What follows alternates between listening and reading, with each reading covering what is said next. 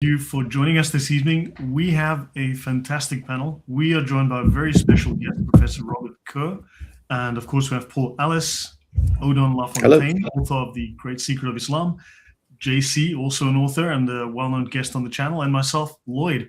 And we had discussed amongst ourselves that we would talk about Jesus in the Quran, but it seems we may be discussing more diverse topics than that. Professor Kerr has some very interesting material he wants to discuss, and then we'll see where the conversation takes us. So thank you, gentlemen, for joining us. Professor Kerr, please introduce yourself, and we'd love to know more about the work that you've done and the work that you're planning to do, and your thoughts on the topics that we plan to discuss. Well, okay, yes. So thank you for inviting me, and I hope I don't disappoint you or the viewers all too greatly. I shall do my utmost. But yes, I'm basically by academic training a Semiticist with Semitic languages. I did other things before bumping into Islam. I had tried to avoid Islam. Even when I did Arabic, I kept to Arabic literature and made a detour around Islam. And then I eventually ran into I was interested in Roman border defenses in late antiquity, and I ran into the Limes Arabicus, the Roman border defense. And then I realized that all of this stuff with the Quran coming from Mecca and Medina was absolutely impossible, and I wrote an article, and that seemed to be more popular than anything I wrote on Phoenicians in late antiquity or past participles in Punic and exciting stuff like that. And one thing led to another, and now I am the director of INARA, which is at the University of Saarbrücken in Germany. And we lost Paul. There, Paul is back. And that's some of you might have heard of INARA. We're a research institute on the origins of Islam and the Quran. We intend to apply historical critical philology to the study of Islam and the Quran, as it is the only way to analyze texts. So it's well known for biblical studies, but also for classical studies, Homer especially. And it's the only way to analyze text. There's some people that object. They say you can only analyze Western text this way, but nobody seems to mind when you apply this method to the Hebrew Bible, which is certainly not a Western text. So I've never heard a good reason why you shouldn't apply it to the Quran. It was established about nearly 20 years ago, I suppose 18 years ago. It's a group of, that time in Saarbrücken, we had a critical mass of people interested in the same subject. And it was founded by my predecessor, Professor Ohlich, who was a historian of early Christianity. So he was a Catholic theologian, but he had difficulties, how should we say, with the divinity of Christ and with the Trinity. He had serious objections to both. And he started researching what he would have called the invention or the development of the Trinity, and then he bumped into Islam, and there were other people there working on the Sana manuscripts, and Luxembourg was still there then, and with his Syro-Aramaic approach, his book, which appeared nearly more than a quarter century ago.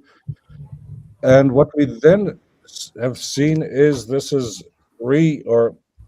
turned Quranic studies into something scientific. So we have this problem that nowadays we do Islamic studies, and they say, yeah, you can't, in French, you would say you can't essentialize Islam. I'm not sure what you say in English, but essentialiser, I don't know how you translate that, but you can't define Islam. I think that is to a certain extent, it may be justified, but I think that When you often hear about Orthodox Islam, well, Islam can't be an orthodoxy because it doesn't have a dogma. It's more an orthopraxy than an orthodoxy. Well, on this point, I mean, Muslims are expected to believe the Quran and not question it. So in some Yes. sense, they obviously want to impose their own paradigm on the rest of the world. But then Of also, course. Islam also defines itself. If you go into the two oldest Islamic dictionaries, like the Al-Qamus al-Nahit and Yes. the Lisan al-Arab, they define Islam, and it's a deen. And a deen has very specific criteria. And effectively, a deen, I think this is part of where you raise an excellent point. This is where a great part of the misunderstanding arrives, is because deen is usually translated in English, I guess, as religion, which it's not. It's a political system. It's a political legal system. Well, in German, you would say a Daseinsordnung, an order of existence, because let's say if you take, for example, the Sharia, which is based on Islamic traditions, largely the Sunnah, let us say, sort of a de facto canonization of the Sunnah, but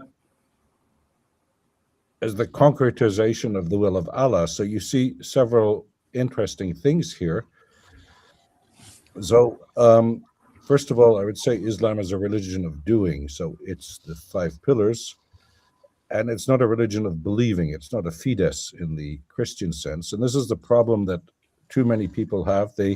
Even people who are not Christian, they look at other religions, especially Islam, through Christian glasses.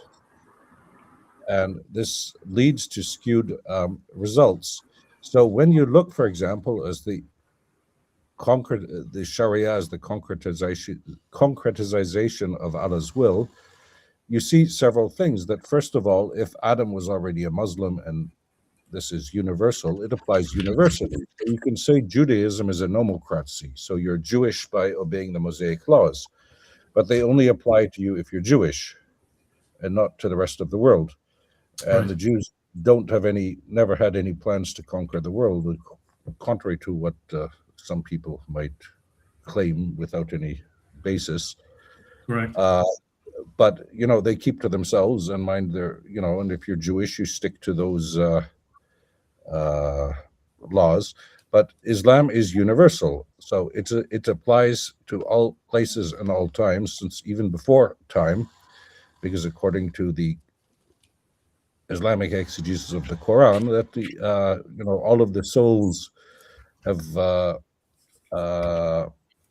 professed loyalty to Allah before their temporality, before they were put into bodies, and so you actually only have Muslims and apostates.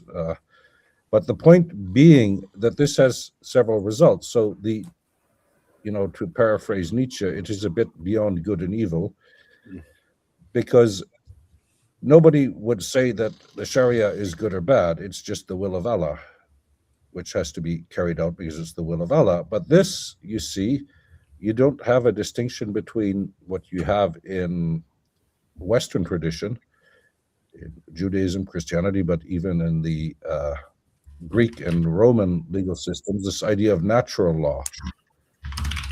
So you cannot, in Islam, distinguish between good and bad on your own. You need the Sharia. So this is a whole different thing. And then if you look at the Sharia, contrary to what most people tend to think, at least in my experience, is it's not a canon. Usually when people come up and they show me I've got the Sharia, what they usually mean, it's the Constitution of the Islamic Republic of Iran. But it's not codified. It's an endless ocean. But if you look at it globally, what we would say criminal law or something is only about maybe 20% of it. Most of it is ritual law. So when prayers are valid, how to dress, how to get out of bed. If I can perhaps add something here, my channel started specifically because I started reading every single Islamic Sharia manual that I could get my hands on. I have a collection of probably over 50 at this point, and I've read and I've covered them extensively. I have probably hundreds of hours of episodes on the channel just on the Sharia. Now, within Islam, you've got a corpus of law. This Sharia, it's a corpus of law which rivals Western law. And of course, they have courts, they have judges, they have qadis, and so on. And however, within Islam, you've got very specific rulings. For instance, if you look at, let's say there's a verse or two in the Quran that talks about chopping off of hands or whatever. Exactly. You go into one of the, let's say you go into one of the texts, and you'll have 50, 60 pages explicitly defining exactly when, where, why, how. I know. But within Islam, you also have various doctrines. Like you've got the doctrines of azima and rukhsa, and this causes deep confusion because you've got those who are supposedly extremists and they're not. They're just following strictly. That's azima.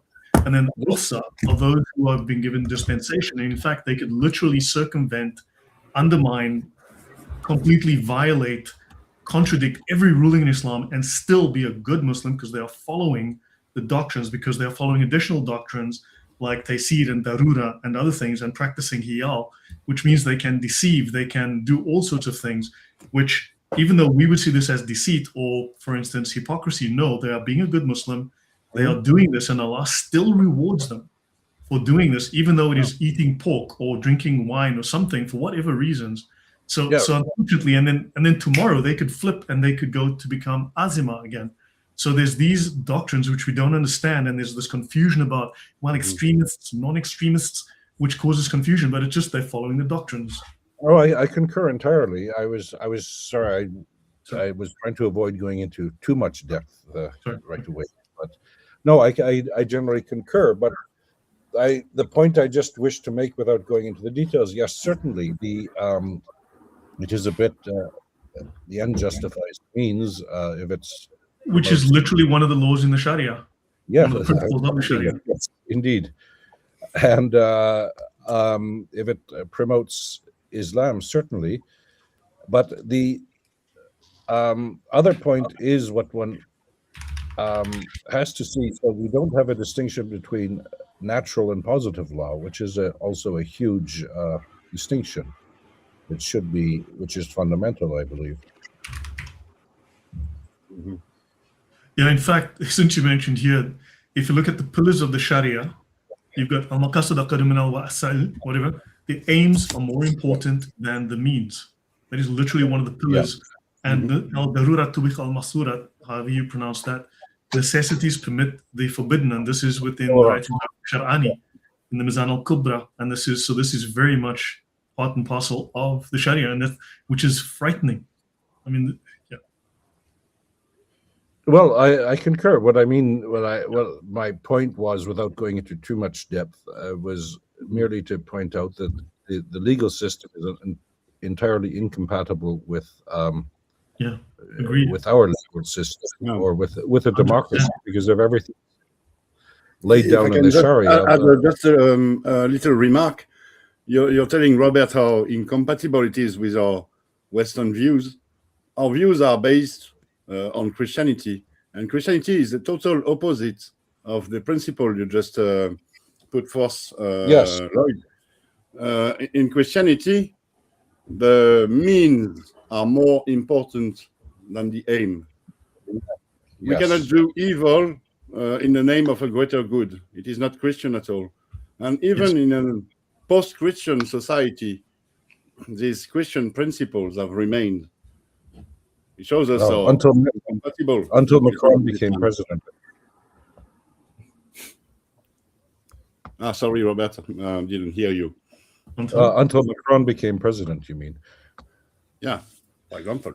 Yeah, or Trudeau. It is. Indeed. But yeah, no, but you're basically correct. So basically, let's to keep it simple, the an Islamic democracy would be what has happened in the past in, for example, Saudi Arabia or what have you, is that you Wanter introduced a law regarding seatbelts, and then they asked the ulama to find a justification, and there's a hadith somewhere that says that if you go on a a camel trip, you should make sure you're well girded in, so you don't, if you fall asleep, you don't fall off or something.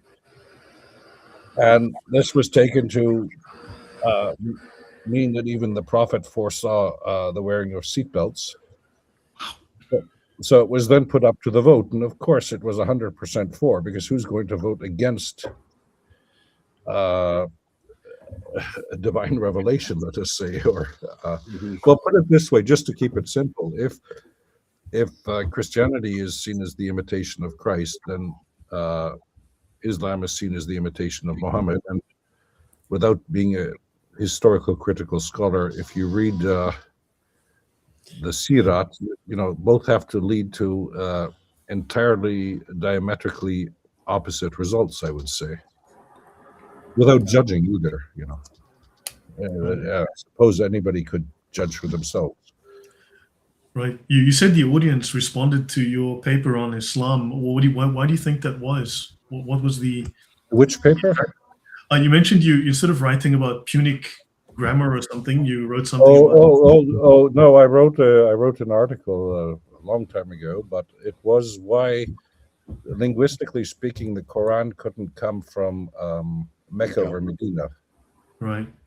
And it's basically the buckle up, indeed. But yeah. So I mean, this was foreseen before the beginning of time. You have to be thankful. Without Islam, we wouldn't have seatbelts. Allah works in mysterious ways, as we say. But being less serious, no, no. But going back, so the point is, if you look at the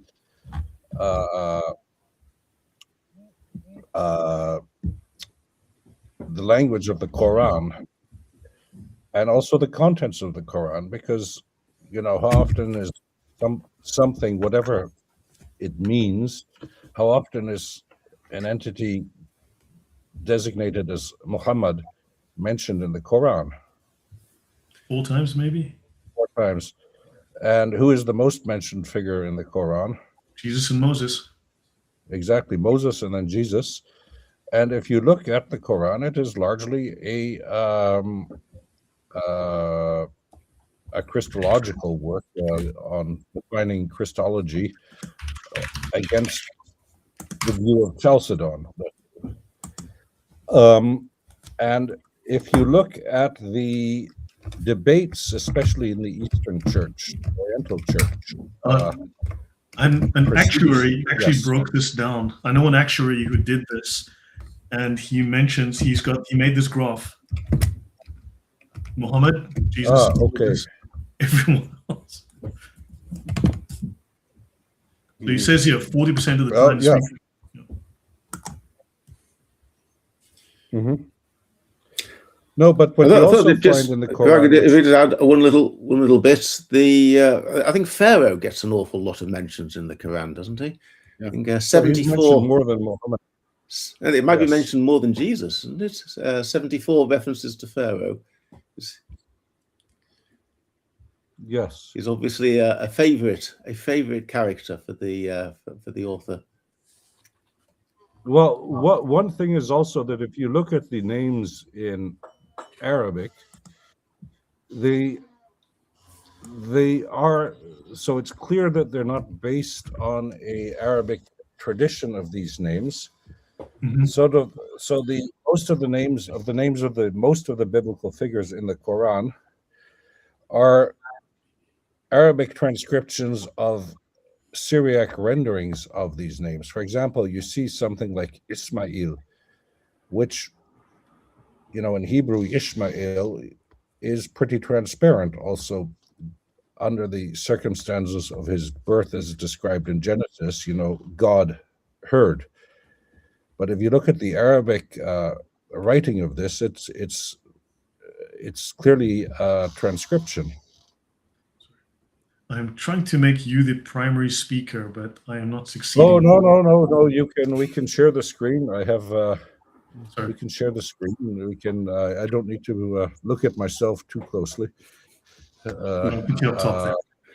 but the point being that they're transcriptions, so it's not based on the Arabic tradition. It depends on the Syriac, the Peshitta, and as Luxemburg pointed out, that the reason why Abraham is now called Ibrahim in the Quran, he was of course originally Abraham, but they no longer understood the old Arabic orthography. And then you have funny things, for example, like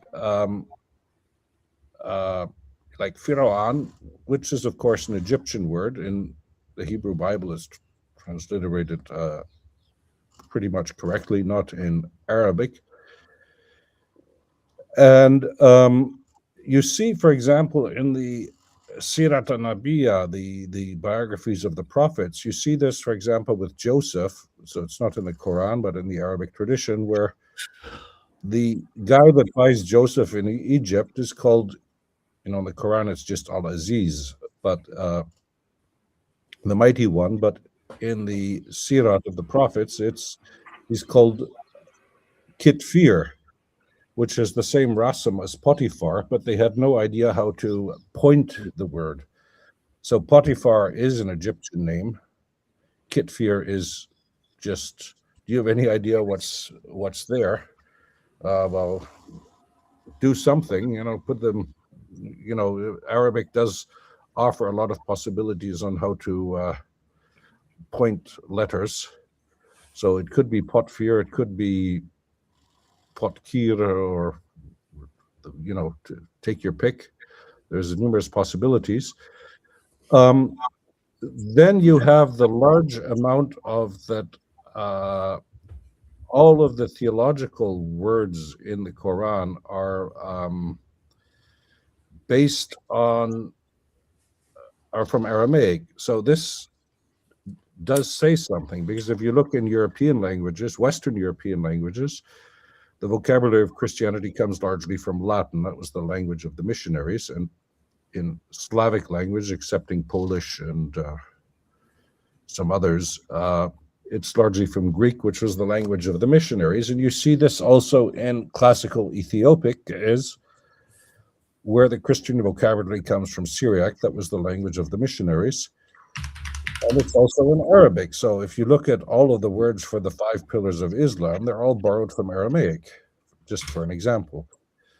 And so the question that I asked myself then, well, how do you, who in Mecca would have spoken Syriac, especially if you were an illiterate prophet? And then if you look at the script distribution, the fact that this Arabic is written in the letters, which is clearly derived from Aramaic, an Aramaic script. But if you look at the distribution of inscriptions, the Aramaic was largely used north of the Jordan, or to the other side of the Jordan, not towards this side of Israel and Syria and what have you. And only incidentally, at Ma'adin Saleh, which was an abbey and entrepot, but not in Mecca and Medina. And there you used, so if you look what happened, you have the old South Arabic writing. I don't know if you have a picture of that, Lloyd, but... Of which, sorry? The Sabaik inscription, just type that in. Yeah. Find it.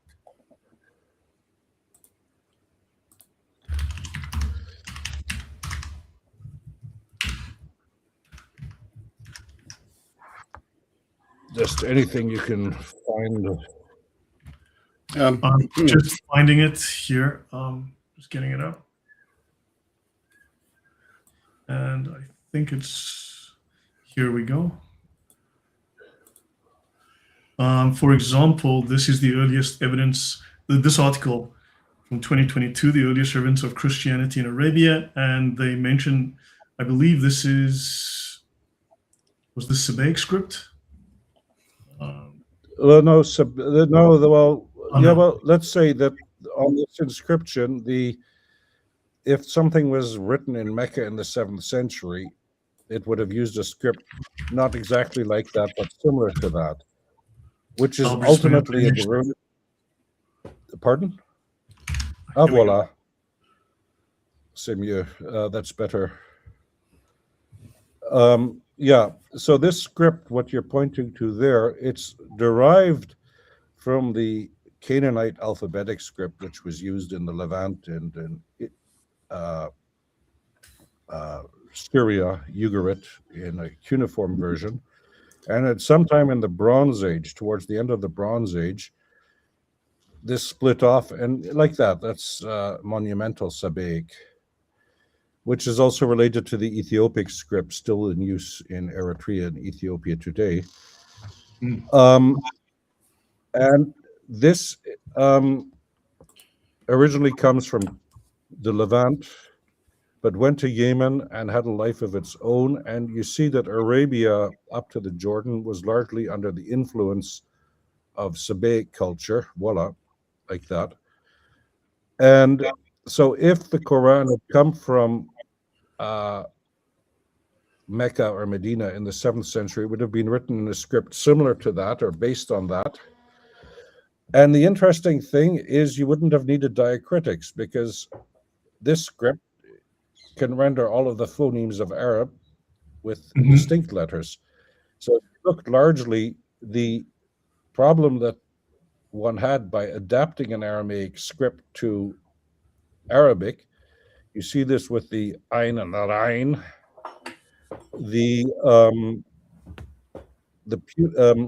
Aramaic had lost the Rain, a long time ago, hundreds of years before. So they took the sound that was most similar and they put a dot on it, on top, and then you get to Arain. And but if you look, for example, at the Kirat in the Quran, so this proves the oral tradition of transmitting the Quran. Tabari gives a funny story about this. But, if you look at the distinctions, even if, the Ra and the Za, the Zain, the Z, and the Ra, the R, well, you can't invent a sound change that has,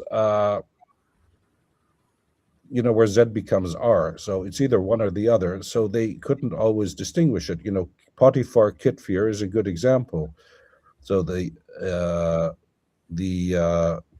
Fa has one dot on it. And the Qa is the same sign with two dots on it. So say Kitfir or Potiphar. So the script definitely points to northern Syria. And for example, if you look at Greek epigraphy, so when they wrote names, because Greek was a common language in the Near East until Islam, Syria, Lebanon, even Jordan, the Christians, the Chalcedonian Christians anyway, spoke Greek often. The further you went into the desert, the less Hellenistic they became. But the point being that if you look at the names in Greek where it's vocalized handily, when you see Semitic names, it's hard to determine to which language they belong, but the diagnostic indicator, the easiest diagnostic indicator of Arabic is the definite article al. And in northern Syria, you find the greatest concentration of names with al. And what's interesting is that you have this phenomenon in Arabic pronunciation called imala, which is where the the short a, can become pronounced like an e, so el. And you often find this rendered in Greek inscriptions with the with an eta, with an e, so el. But according to Islamic tradition, this imala was a feature of the dialect of Mecca, which is of course nonsense. Right. So my argument was basically that the script, the language, and the contents point to northeastern Syria, which was, if you look in classical antiquity, that was Arabia, later Arabia Petraea and the Roman provinces there. But Greater Palestine. Pardon? I think it was also like Greater Palestine, which they No, call it Syria. This Palestine was only much later. Okay, with the That was Romans. after the Second Jewish Revolt. No, Lloyd, Syria, let me just jump in. Lloyd, I've sent you the link in the chat, in our private chat, for Robert's article. There is a map here that you can show our audience. Thank you, Odon. Here we go. Voila. And I'll drop the link in the chat as well. Yeah. There's the article there. It's the brief version of the article. So what you see in Arabia Petraea, but especially towards Aleppo in the north. So if you look, for example, at classical geographers like Strabo and from the Roman period, Strabon, Strabo, I think in English, and Pliny, the natural history, they all talk about Arabia being in the north. And when you look at Urfa, we found Aramaic inscriptions that say Malkat de Arab or Sultan de Arab, so the king of Arabia, of the Arabs maybe. And from Dura Europos, we've got a Greek inscriptions that mentions the Arche Arabes, so the head of the Arabs. So that's all in the north. So when you look at the map, Arabia Deserta in Latin, it means empty Arabia, deserted Arabia, maybe in English, means there isn't anything there. And then this part, the map isn't too exact, but I didn't draw it. It was drawn, but what's Arabia Felix is Yemen, what is meant. Mm-hmm. And the point being there is, Yemen was much like in history, it was like it is nowadays. It was never very Felix, but the point being, it's a translation mistake, because Yaman, it means right, to the right, which, so if you look, when we navigated before they discovered the North Star, you orientated, so you look to the east, ex oriente lux, where the sun rose. So then your right is to the south, and you also have this in Hebrew and what have you, that your right is the south, but right is always good, because, if something is sinister, well, sinistra in Latin, Italian is to the left, and right is good and left is bad. I mean, we don't need to get into a political discussion, but you get what I mean. Yeah. So that's a translation mistake of the Romans. What Yaman means is to the south, the southern Arabia. But the point here, what one has to remember, is that what is Yemen was an exceedingly cultured area. The long history also with Christianity, but the point was, Christianity didn't arrive through Arabia Deserta. It arrived by the sea route, either by the Red Sea on the left or through the Persian Gulf on the right. And this is, part of the problem with Yemen nowadays is the difference, certain tribes have become Shiite and others have become Sunni, and Shiism arrived through the Persian Gulf and Sunniism arrived through the Red Sea. It didn't arrive through the land route, because also this is a problem with the Islamic narrative, is that by the 7th century, the trade was largely by sea, because the Romans had figured out how the monsoon winds.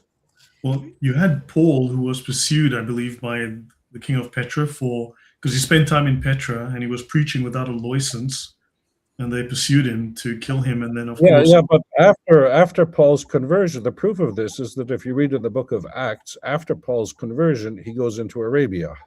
Yeah, and then you have but where he's going into that was Arabia is near Damascus, because he goes into the desert. So 1 second, let me look it You up. have the Ethiopians as well, the Aksamites, who very early convert to Christianity. Yes, but that was through Egypt and by the sea route. All right. Okay. 1 second, let me just look it up here. Let me find the Bible. Are you familiar with this work by Jeffrey, by the way? Pardon? Are you familiar with this work by Arthur Jeffrey? This is foreign. This dates from 1938. It needs a slight update. I've done a little bit of work on this, but this is the foreign version. I've written a long article trying to update to some extent. Odon has it. No, Aramaisms in the Quran. Yeah. Aramaisms in the Quran. Yeah. So according to Jeffrey, there's something like 55 languages represented in the Quran, which is very unexpected. Of course, you've got Syriac Aramaic, you've got Hebrew, Greek, Ethiopic, coupled with Amharic. So you have a significant, and of course, Pahlavi Persian. So you've got these languages. Yeah, so the point here is, I think one has to, with all due respect, sir, analyze what Jeffrey is saying a bit more correctly, because, for example, the Akkadian, so in the time of the Quran, there is no Akkadian spoken anymore.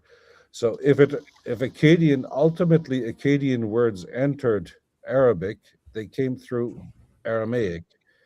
And the same applies to, go down on your list a little bit, please. Amharic. So Amharic didn't exist. And with Egyptian, you have Egyptian and you have Coptic. Well, Egyptian wasn't spoken in the 7th century, so if anything, and of course, Coptic is nothing else but Egyptian, just written with Greek letters. So you have to be a bit more careful with this. No, I just took what he said. I just took what he had in his book, and I just made this table out of it, this Excel sheet. So yeah, but what I mean is there are but the point is you have to distinguish between the origins of a word. Right. So, for example, if you take something just falls into my mind, so if you look at our word sesame, you have it also in Akkadian shimshamu, and it's not an Akkadian word, it comes from somewhere else. It's a term that wandered with the product. So you could say that probably sesame comes to us from Akkadian, but it's not directly an Akkadian loanword, because it went to Aramaic and then to Greek and to Latin, and then it eventually came to English. So you have to distinguish between the origins of the word and how it got into Arabic. Right. May I ask a question about this topic? So, am I right in thinking? Sorry, go on. But this does show us it's not a pure Arabic Quran, because the language. Certainly, I concur. The basic tenet. So Jeffrey's work is brilliant, and it needs an update, and I tried to update it somewhat. And Odon is blackmailing me to write a new version of that, which I am in the process of doing. But it takes time, among other things. But it's something I intend to. I hope to do. Sounds good. So this is all very interesting. It needs a update, but so the point you raise is valid. And sorry, JC, I'll shut up in a second. But the point being that if the Quran came from Mecca, besides, so as I said, the language of the Quran points to northern Syria. The script of the Quran points to the same place. The contents of the Quran, so if you look at the Christological controversies at Tur Abdin and other places among Arabic theologians, they're they're all in northeastern Syria in the centuries between Chalcedon and supposedly the appearance of the Quran. They're debating this, and there's just a point that has to be remembered. When you say Nabatean and Aramaic and all of these people, one must remember we're not talking about Aramaeans here as an ethnicity. This can be confusing. So Aramaeans, they did exist, and they were largely deported like the 10 tribes of Israel into Mesopotamia. And at a certain stage around the 8th century, 7th century BC, Aramaic became the administrative language of the Assyrian Empire because cuneiform was too difficult. And in the 7th century, you see this in the library of Assurbanipal. So he collects this huge library of cuneiform texts, Gilgamesh, and all of the famous myths and eposes, Apo, and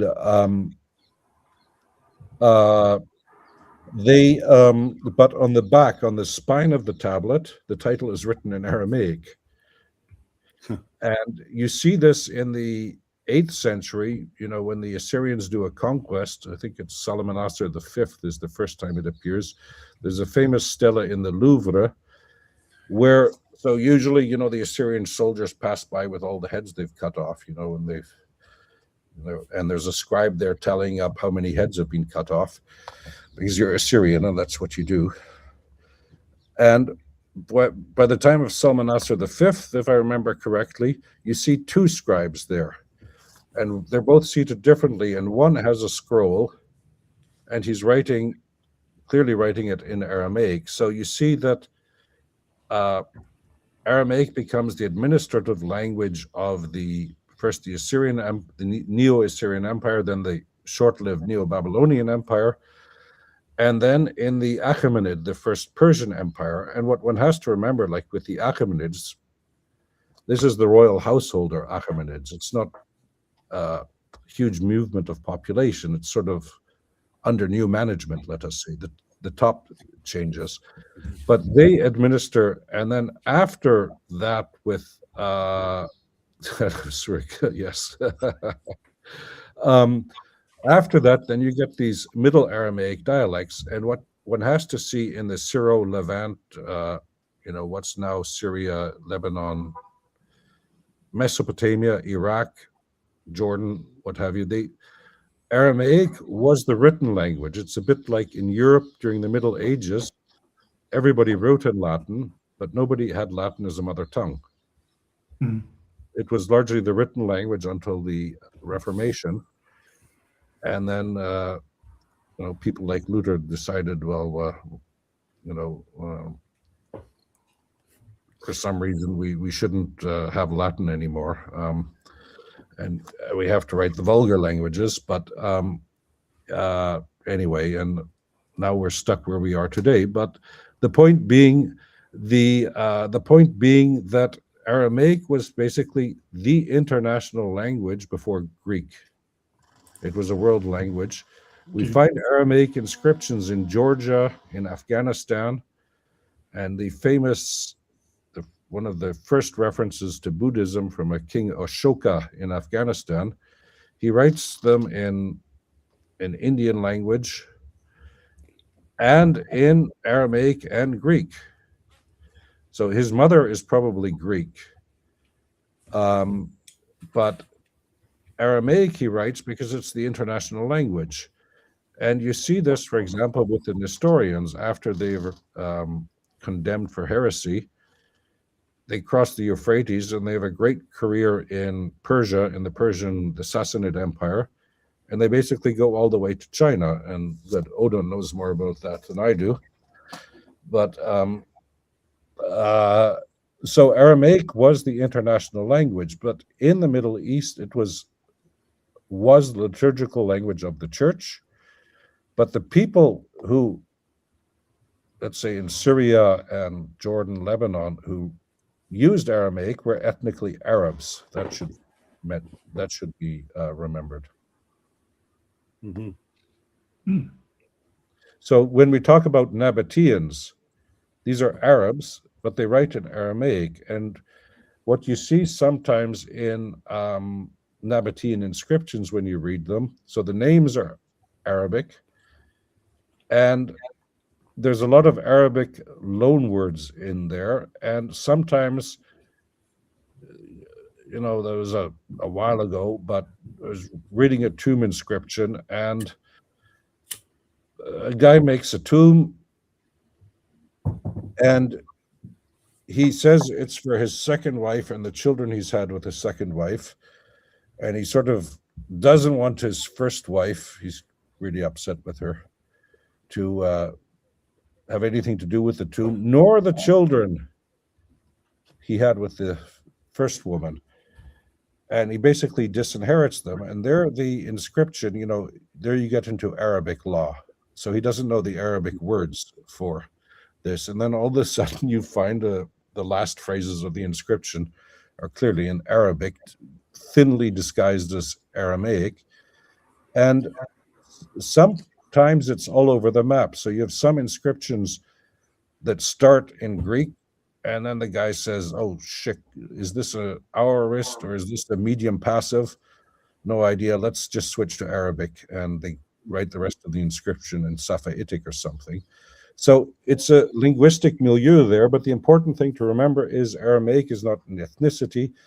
The Arabs are there. And the other thing is, if you look at the Arabic conquest of the 7th century, even if you accept the historicity of Mecca and Medina, for which there is no evidence, but we can discuss Safa and Marwa and Bakka if you want. Yeah. Shall we give JC a chance to make his comment? It was a question. If I may, Yes, a question sure. about what we have seen on that spreadsheet a moment ago, which is, I assume I could be wrong about this, in order to assess if a word is from a particular language, that work would be done post diacritics. But if we were to look at the Rassam only, some of them, they may have been different languages. Would that actually be correct, that some words now, maybe they are Arabic, but in the original form, the diacritics were in a different place, and it would have been basically borrowed from a different language, and we don't have a way of knowing? Oh, in some cases, there are words in Arabic that we don't really, in the Quran, which we don't really know what they mean, and you can point them differently, and depending how you point them, because it's clear that, so even if, as I said, you look at the Qira'at, the Qira'at basically implies that there's several hundred canonical readings of the Quran, and because all of the canonical readers have students who have students and what have you. Yeah, we had Hudson So there's no yesterday. She's got 37 in her possession, 37 different versions of the Quran.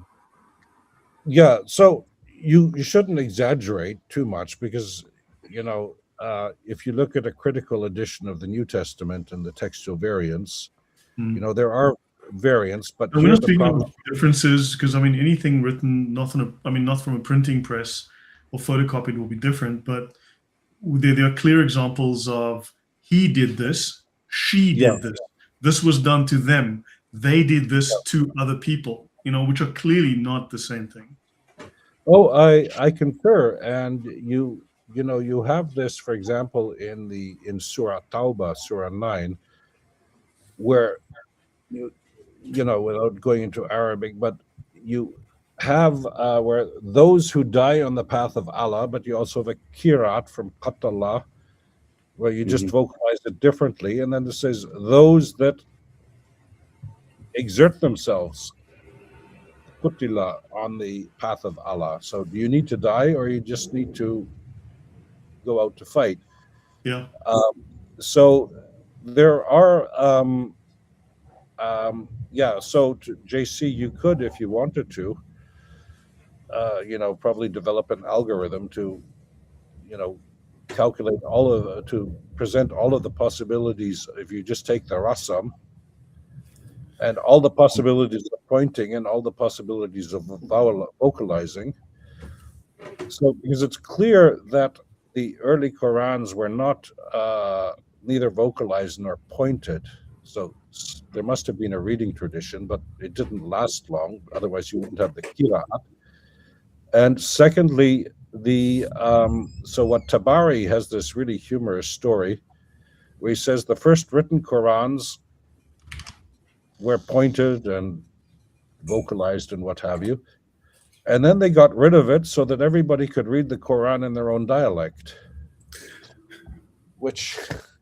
So obviously Tabari is aware that the old Qurans don't have pointing and vowelizing and what have you, and he has to invent an explanation that sounds convincing enough. Mhm. But the point is, your graph taken from Jeffrey, I don't want to micro-criticize it, but the point is well taken. So the question that you have to ask yourself, where do these loan words come from if you're in Mecca? So how many people spoke? So Syriac and Aramaic are basically the same language too, I should note. And everything that's Hebrew came to Arabic probably through Aramaic. The best example is, for example, the fasting in the 5 pillars, Psalm, because, if it was from Aramaic, it would have to be Taum. And what one has to remember is that the Peshitta was a Bible translation translated in Syriac, so a Christian dialect of Eastern Aramaic. But it was translated probably by a group of Jews that converted to Christianity, and they translated it directly from the Hebrew. And technical terms they didn't translate.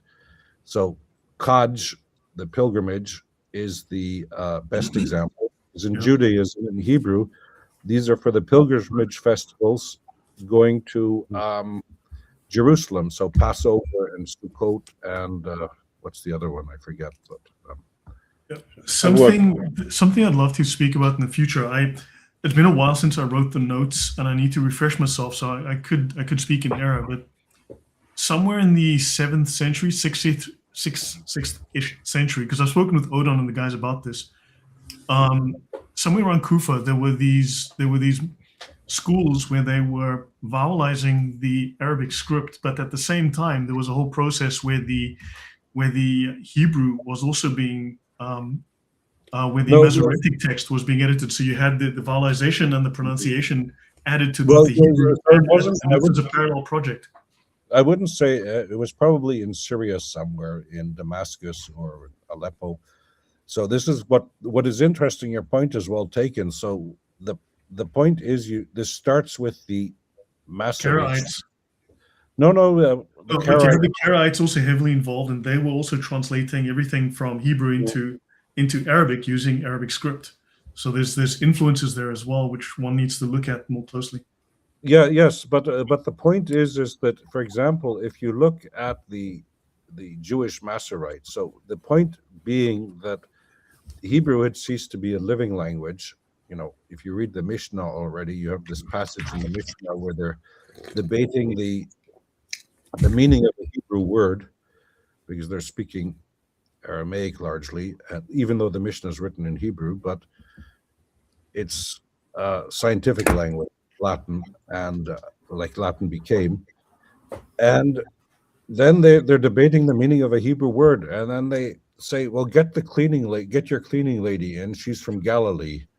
And that was in the 3rd century, the only place where they still spoke Hebrew, apparently. So the Masoretes were canonizing the liturgical pronunciation of Hebrew, and then the Syriac Church also started doing the same thing with the Peshitta, and you have 2 different vocalization systems, the Eastern and the Western tradition in Syriac. But it's also the idea that the consonantal text can't be touched, but you can add vowels and diacritics underneath or on top of the letters or in the letters, like the dagesh in Hebrew. And you then see the Arabs at some stage, or the people with the Quran, let us say, jump on board at some stage. And you are right, there is a certain interaction, because if you look at the fatha, the A in Arabic, the dash on top of a letter, well, it's a closed A vowel, and in Hebrew, it's a stroke, it's a dash underneath a letter, and it's called the patah. And in Aramaic, if I remember, in Syriac, if I remember correctly, it's called the patucha, patucha, something. How depending how you pronounce Syriac, but patacha, basically originally, it's the same. It's the same vowel. So they basically it's called the same thing to designate the same thing. And there is a theory going back to the German Paulkala, Masoreten des Westens, the Masoretes of the West, and where he points out, so if you look at the transcription of Hebrew in, for example, St. Jerome and other places, you see that the gutturals and the laryngals were no longer pronounced in Hebrew. So if you look at St. Jerome and the Hexapla of Oregon, and all of a sudden in Masoretic Hebrew, you've got the chet and what have you is pronounced, but then you have the patach furtivum, which is an unaccented epenthetic vowel, and the idea of Paulkala was it's written not underneath the letter, but to a bit of the right of the letter. For example, spirit, ruach. So it's ruach. The accent is on the U, and it's just a short A, and the A is written to the right of the chet, not straight underneath it. And the idea is this is a reminder to pronounce the chet, because they were no longer used to doing that. And there, so you see the influence of Arabic. So yeah, you are right. They are all doing the same thing together. And I think and this was under the Abbasid control, but it's just that just one slide from a whole series I did, and I'm not as knowledgeable of the topic as you are, hence I rely on the slides and different papers. But there are many papers talking about the Mutazilite influence on the Karaites, and the Karaites with their affinity, shall we say, with Islam. In fact, some people called them Islamic Jews, right? They were called Islamic Jews, and they emancipated themselves from the rabbinic tradition, and they interpreted the Bible using new methods influenced by Islam. But that tradition, that influence rather, didn't seem to go just in one direction. So there was a lot more cross-pollination. So Islam and the Quran didn't develop in isolation. Clearly, there was some kind of copying going on. I concur. So the problem is that our designations of Christianity, Judaism, and Islam, this is, we're talking 1,500 years later, let us say, roughly among friends, that these distinctions weren't always clear, as clear-cut as they would seem. So even if you take, for example, the little pharmacy of Epiphanius of Salamis, the Panarion, when he talks about heresies, well, he's being, very Aristotelian with his categories, how he arranges them.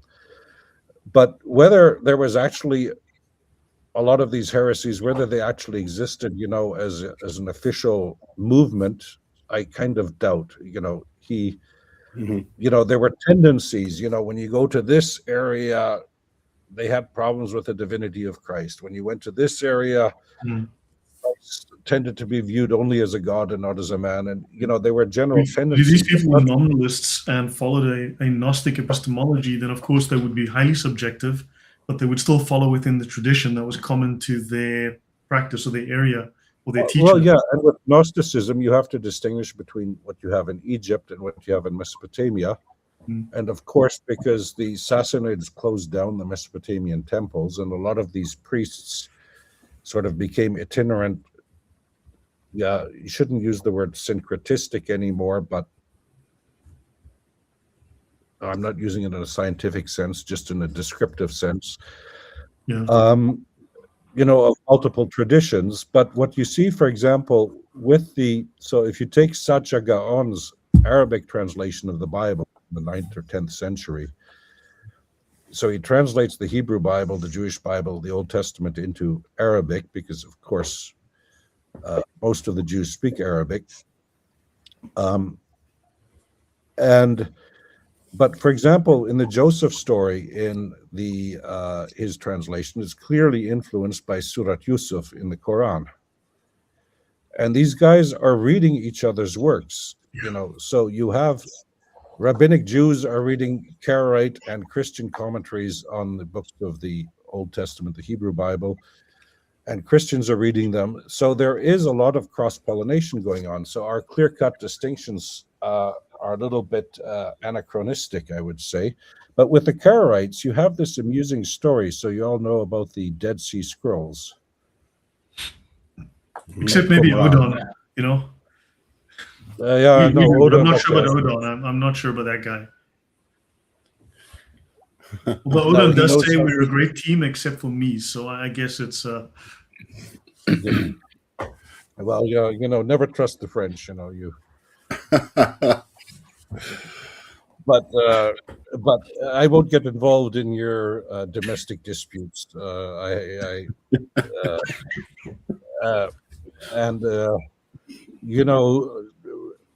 Odin is one of the few rugby players that are bigger than me. So,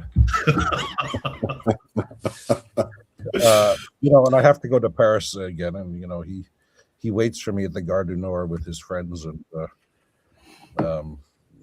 but anyway, and the British Expeditionary Force doesn't come, so I have to be nice to Odin, but right. Yeah, but anyway, so the story of the finding of that a sheep got lost in a cave and they threw a rock in and they heard something break. But there's a story from, I think it's the 6th century, where basically something similar happens, and they bring scrolls to the Patriarch of Jerusalem, and he's not, Hebrew scrolls, he's not particularly interested in them. So he passes them on to the Jews. And what is interesting, if you look at this famous Cairo Geniza, a discovery of the 19th century, the Geniza where you put text you use anymore. If you look at what was found there, certain texts in Sirah and Hebrew, the Damascus document, among other things. So we knew about them from the Cairo Geniza before the Qumran scrolls were discovered. And what is interesting, when you look at the versions that were found in the Cairo Geniza, so they were copied clearly by somebody who spoke Arabic, and one of the differences between Arabic and Hebrew, morphophonetically, is wa and ya. So yald is wald is a son in Arabic, and yalad in Hebrew. So the Hebrew avoids the wa at the beginning of words usually and becomes a ya. It's a well-established sound change in Semitic. But so he's a bit unsure, but he's also unsure because he's clearly copying from a Qumran document. Because you all know the part in the New Testament where Jesus says, if you change one iota of the scripture, of course, yot in Hebrew is the smallest letter, but except when you look at the Qumran Ductus of Hebrew, there it looks very much like a wa, a W. And so this guy, he's Arabic, his Hebrew isn't that great, but but he's clearly more in biblical Hebrew than in post-biblical Hebrew. And he's copying this, and he can't always distinguish between, for example, between the wa and the ya. So, and this was found in the Karaite synagogue in Cairo. So there's one theory that part of the Karaite the origins of the Karaites could have been due to a find of some Qumran text in the 5th or 6th century. But that's just a thought. So the Karaites, that's complicated, but yes, they certainly do have a. But then with Karaites, we also have to distinguish between the Karaites in the Byzantine Empire and the Karaites in Palestine and what have you. It's not a unanimous, a uniform group, but yeah, good. Their origins are a bit murky, and it of course depends who you ask. If you ask a Karaite, that's the real Judaism that goes all the way back to Moses, and everybody else got it wrong. But I suppose that's the nice thing about heresy. You're always right, and everybody else is a heretic. May I ask on the topic of still this cross-pollination between different cultures? I mean, we see things in the Quran, such as it tells one of the stories of Moses, I think is in Surah 28, that it says when his 2 terms had elapsed, then he's on his way back with his wives, which is actually not his story, it's the story of Jacob. So with that cross-pollination of cultures, they would have known that the book was basically just stories and told quite poorly. Do you know how the transition would have gone from one text that is just a collection of stories into, okay, this is now divine and it's telling the real stories as they happened? Do you have any thoughts as to how they went from A to B? Well, of course there is. Well, what I'm saying is that by the 9th or 10th century, so for Christians and Jews probably earlier, Origenus was condemned to be too Jewish in his exegesis. But the point is that with the origins of the Quran, we don't know a lot. It's an unknown mystery. Your point is well raised. So, for example, that if you take in Surah 18, the famous Dhu al-Qarnayn, the 2-horned one, which is usually seen as Alexander the Great. But if you look at Moses, one second, Saint Peter in chains. Let's see. Yeah, if you look there, Lloyd, Moses, Saint Peter in chains. If I could trouble you to look that up. Moses, Saint Peter in chains. Yeah, it's the church, San Pietro in Vincoli. Yeah, got it. It's by Michelangelo, a famous sculpture. Wow. And if you put that up,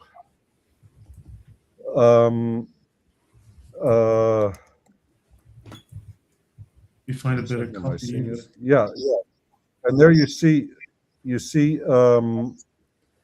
Moses in chains. So if you look at where's my Bible? Do I have an English Bible here? No, I only have a French Bible. But if you look in, I'll look it up online. Exodus 34, I believe, and Exodus 34. One second. It is. I need it. I don't need the Jehovah Witnesses translation.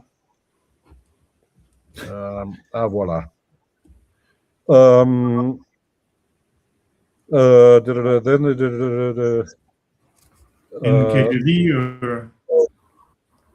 Yeah, no. In one second. I don't want Bible study questions.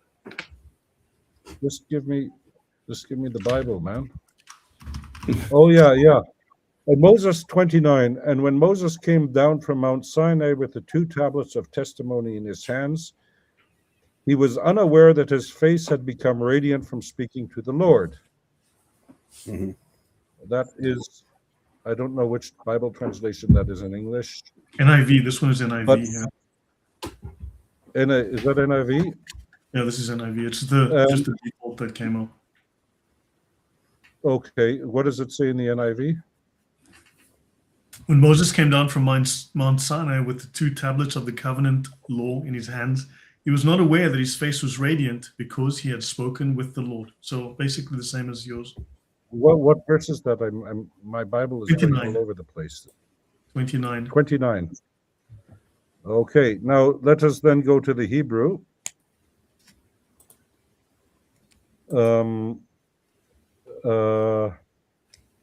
With 2 tablets of the covenant in his hands. Now, well, Do 1 we second. have Orthodox Jewish Bible? Is this going to be the Hebrew? No, I have no idea. Yeah, that's fine. It's Vayehi. No, but this is English. We don't find a Hebrew. No, if you go to Sepharia, you'll find it. Oh, Bible Hub. Sure. Come on, Sepharia.org. What the heck? Come on. My typing is terrible. Let me just fix this. Sepharia.org. And I want to go to Tanakh, Yeah. Tanakh, top left. No, top left of the thing here. Tanakh, just do it here. Okay, Tanakh, yeah, fine. And then Exodus on the right, and then 34. Again, okay. 29. Good. And then it says in Hebrew, Vayehi beredet Moshe mehar Sinai ushne luchot ha'edut beyad Moshe. He's got the tablets of stone. Birdeto min hahar u'Moshe lo yada ki karan or panav bidavro ito. So he didn't, what it says there literally, he didn't know he had horns on his head. Oh, wow. And if you then go to Exodus 34:29 in the Vulgate, the Latin.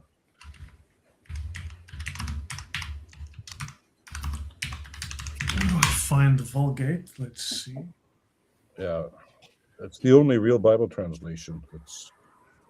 But cumque decenderet Moises de monte Sinai tenebat duas tabulas testimonii et ignorabat quod cornute esset facie sua ex consortio sermonis domini.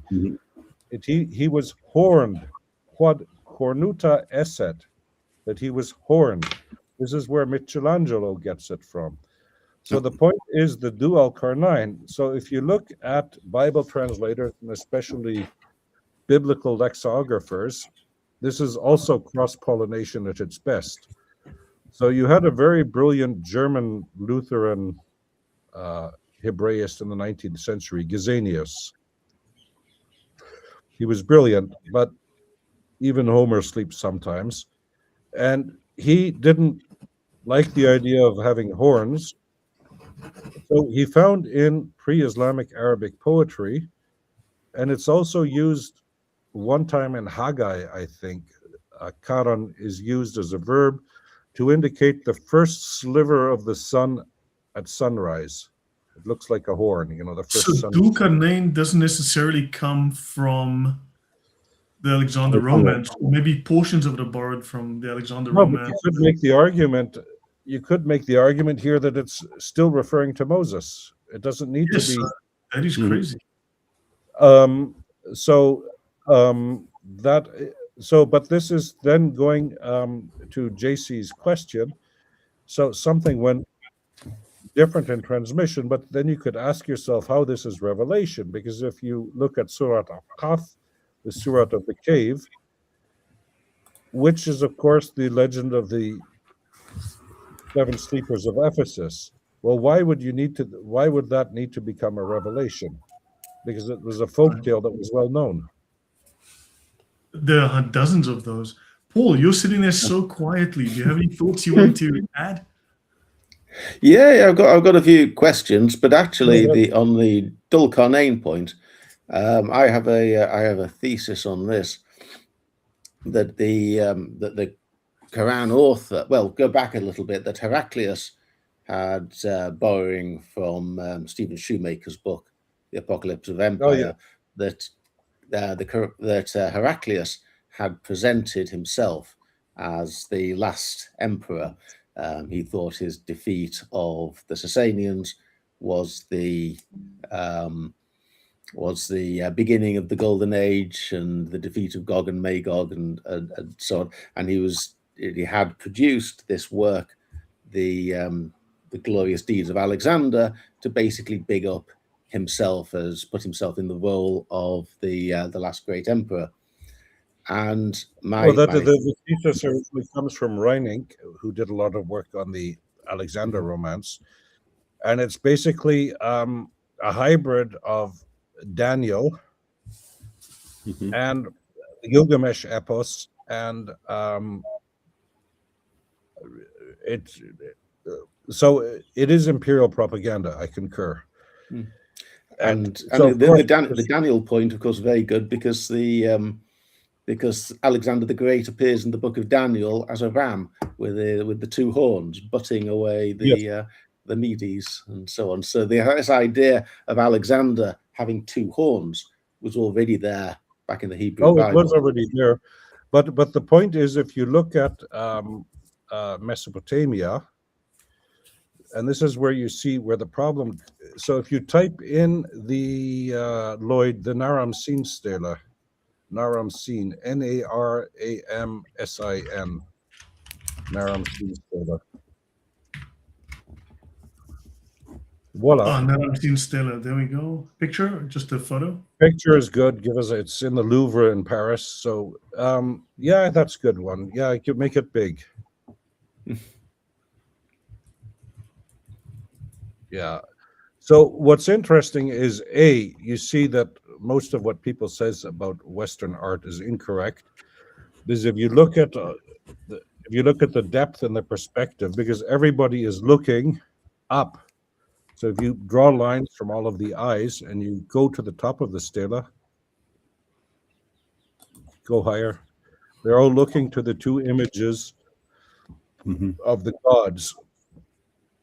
And but that's beside the point. But the guy there on the left, the bloke there, that's Naram-Sin, the grandson of Sargon.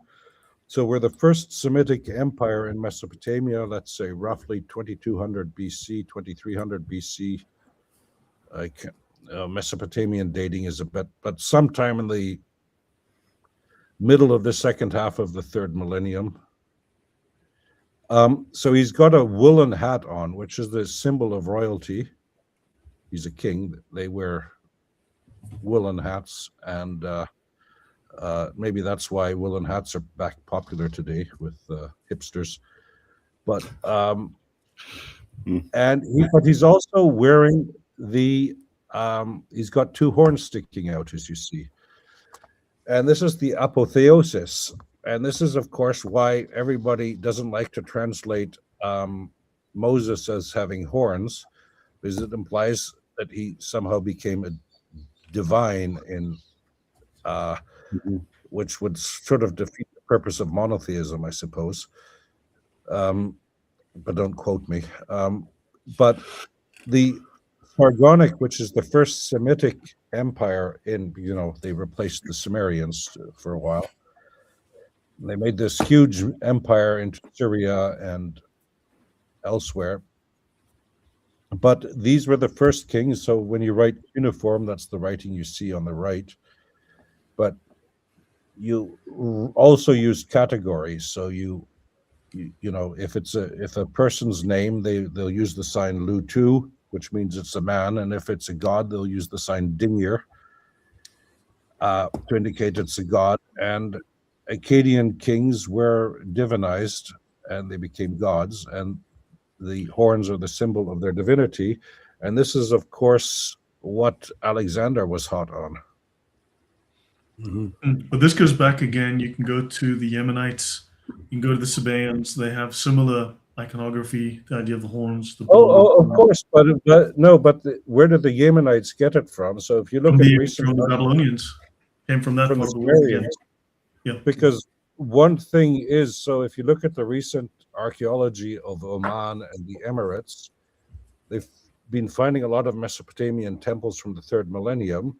And of course, this makes perfect sense because Mesopotamia is good for farming and for sheep.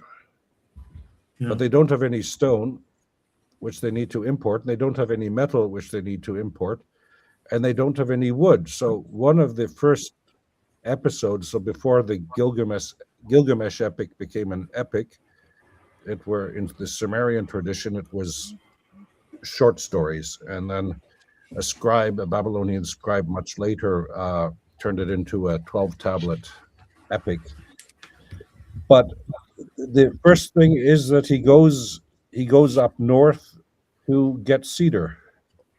He goes conquering with his buddy to get cedar trees because they need it. So, of course, in Yemen and in the Emirates, sort of on the rim of Arabia there in the south, and we know in the third millennium, already at the beginning of the third millennium, Sumeria was trading with the Indus civilization in India. The Harappans, Mohenjo-Daro, the Harappan civilization. So what I mean, it's all connected. Let's just keep it that way. Even the religion of Yemen. If I could just go back and complete my thought on this. So Heraclius is using the story of Alexander for imperial propaganda. The people who imprisoned Gog and Magog, who in this version of the Sasanians. And by his defeating the Sasanians, that makes him the last great emperor. Muhammad, who, by the way, also I think sees himself somewhat as an Alexander kind of figure because of Safa and Marwa, and the word Safa particularly has this association through Josephus with the surrender of Jerusalem to Alexander by his high priest, which is pretty much what Muhammad probably wanted to happen in his case. But the Muhammad wants, or the Quranic author wants to tap in the story of Dhul-Qarnayn. He wants to tap in to this imperial propaganda that is out there, but he doesn't want to name Alexander because Alexander is a pagan and is not a biblical character, and he doesn't really like this. So he tells the story, but he implies that it's Moses. He uses this ambiguous phrase, the two-horned one, which fits Alexander, but it's quite clever. Also conjures up the idea that it might be Moses because Moses is depicted in art and so on with two horns. But of course, but in Christian tradition in late antiquity, that Alexander was sort of made retroactively a Christian kind of. So because the empire of Alexander was considered the ideal state. Yeah, I'm not sure that the Quran. No, I'm not talking about the Quran, but might have bought into that. They might. The guy was quite old school, I think, in some ways. No, but the point, the important point, I suppose, to maintain here, you are correct with the Alexander legend, and this is inspired by the Quran. But then this poses. Oh no, the Quran was inspired by the Alexander legend. Sorry, I have to formulate more clearly. My apologies. The point I just want to try to make: if the Quran came from Mecca and Medina, who would have understood this analogy? So the point is, the Quran is a product of the periphery of Hellenistic Syria, the Roman. It's clearly a product of the Roman Empire, and this is what you see with all of the Christian descriptions of Islam, from the 9th, 10th century onwards. They all call it a heresy. They don't see it as a new religion.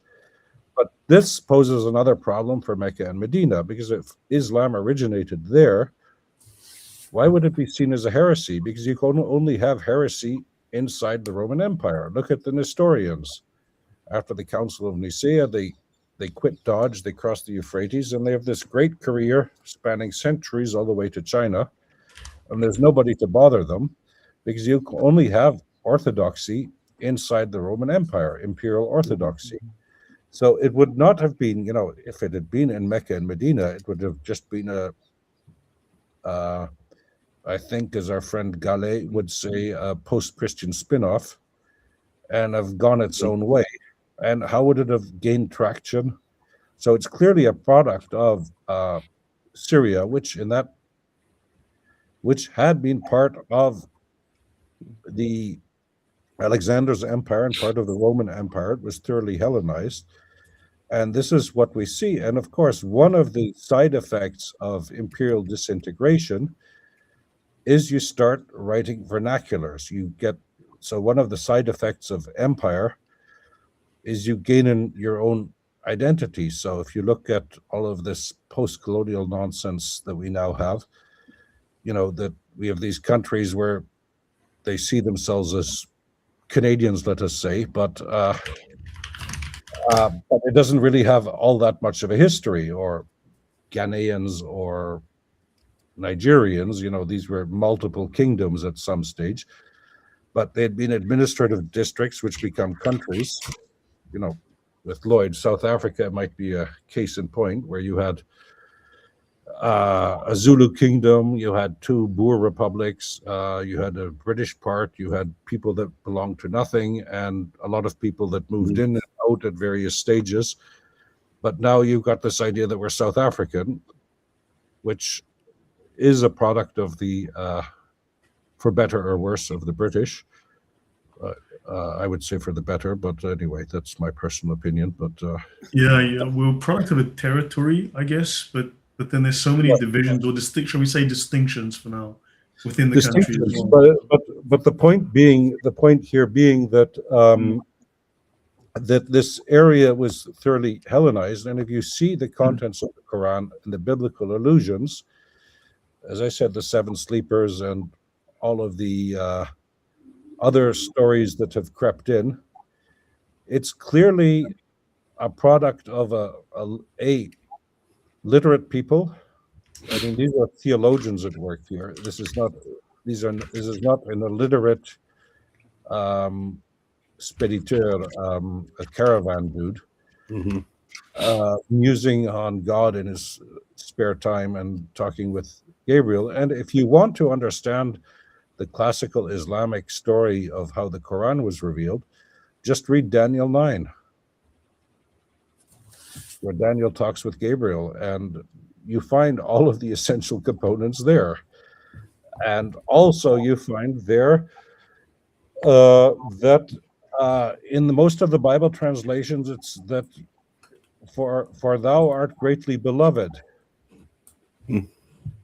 If you look in the Hebrew, it's Ish Kamudot. So basically saying, because you are a Muhammad. So the root Hamada, Muhammad, where Muhammad is derived from, is clearly Hebrew in origin. It's not an Arabic term. That's a very interesting point about Daniel 9. I wasn't aware of that. There's a heresy called. You knew about it, Lloyd? Maybe I did. I can't remember everything, but have you heard of the Altricites or the Alkasites or the Halkasite?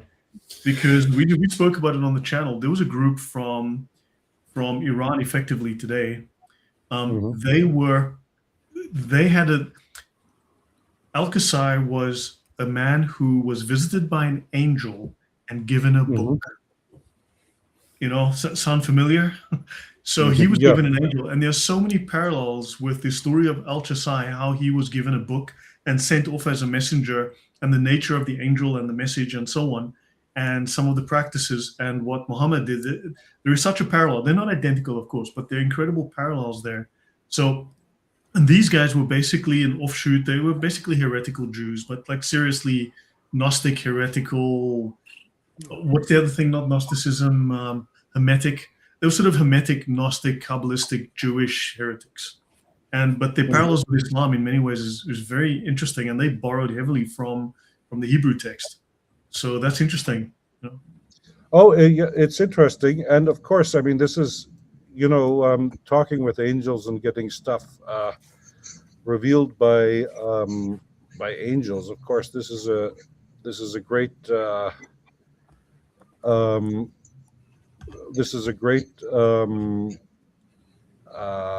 way to give yourself authority, or to give yourself credibility. For example, if you put up Haggai 2:6-7 briefly. Okay, give me a second. Let me go find that. First of all, with the English translation. Okay.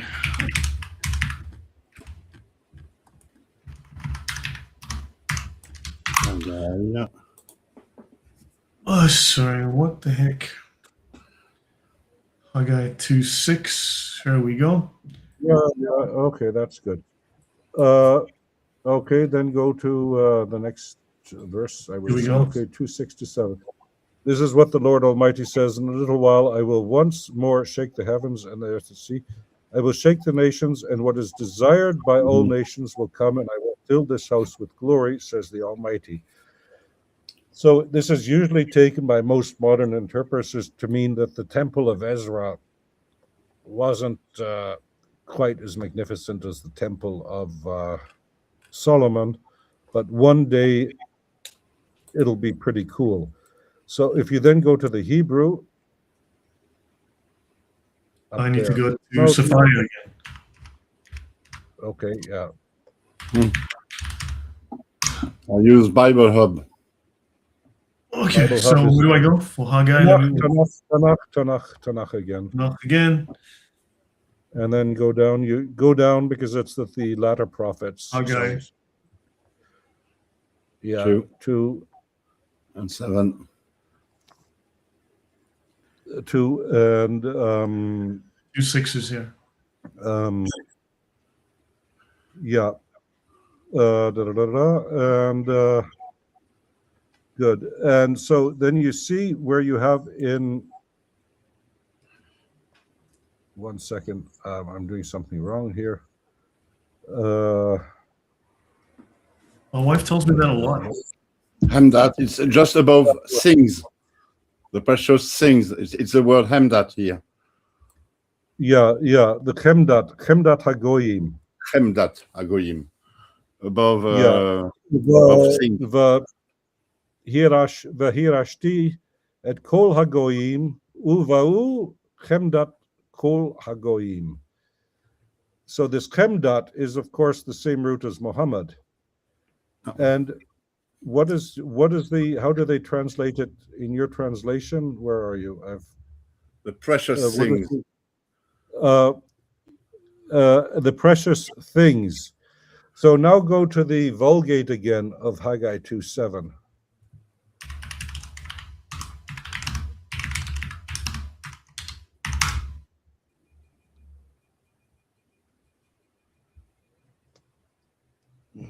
Jeez, my typing is terrible. Okay, yeah, that's good. 2:7. Quae hec dici Dominus exertuum ad hoc unum modicum est, et ergo commovebo celum et terram et it's 8 here. Et movebo omnes gentes et veniet desideratus cunctis gentibus. Of course. So if you look at Latin, you have in English desideratum. That's a desired thing. Yeah. In Latin, a desideratus is a desired male person. A desiderata would somebody who, I don't want to upset the transgender listeners, but